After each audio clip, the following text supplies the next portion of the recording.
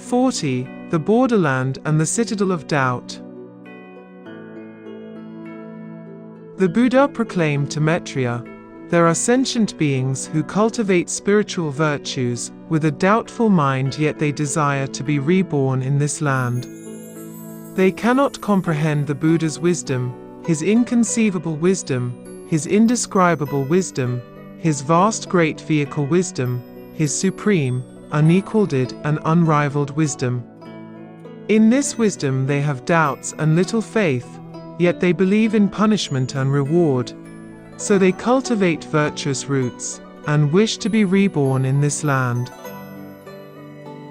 There are also sentient beings, who accumulate virtuous roots and seek the Buddha's wisdom, his universal wisdom, his unequaled wisdom, his inconceivable wisdom of awe-inspiring power and vastness. But regarding their own virtuous roots, they cannot generate faith, so regarding rebirth in the Pure Land their determination wavers, for they have nothing to solely rely upon, yet with the practice of unceasing Buddha mindfulness, formed as the root of their virtuous desire, they can go on to attain rebirth. Such people, although reborn in this land, cannot approach the place of Amitayus. They reach only so far as the borderland, inside walls formed of the 7 jewels. This is not the Buddha's doing, but the consequence of their own conduct and their mind's orientation.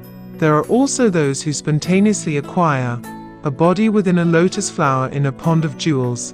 The food and drink they enjoy can be compared with what is enjoyed in the Trayastrimsa heaven. Within these walls, they cannot leave. Their dwellings are rooted to the ground. They cannot make them larger at will. For 500 years, they cannot see the Buddha, or hear the Dharma, nor can they see the Bodhisattvas, Sravakas and nobles of the Sangha. They are not illuminated in wisdom, and their knowledge of the sutras is slim. Their hearts are closed to understanding, and their minds experience no joy. For this reason, those who exist here are called the womb-born. If sentient beings with clear-seeing faith in the Buddha's wisdom, his supreme wisdom, have eradicated all doubts, have faith in their own virtuous roots, and perform many virtuous deeds, with mind focused and directed ahead, they shall be spontaneously transformed and reborn, within a flower formed of the 7 jewels. There they shall sit in the lotus position, and in a mere instant, their bodies shall become radiant, with wisdom and virtue, like bodhisattvas, perfect and complete.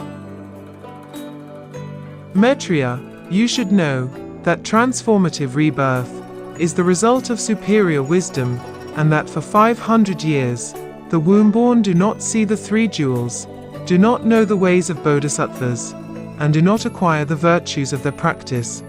Thus they have no way of serving Amitayus Buddha. You should know that this is because in past lives they lacked wisdom and harbored doubts.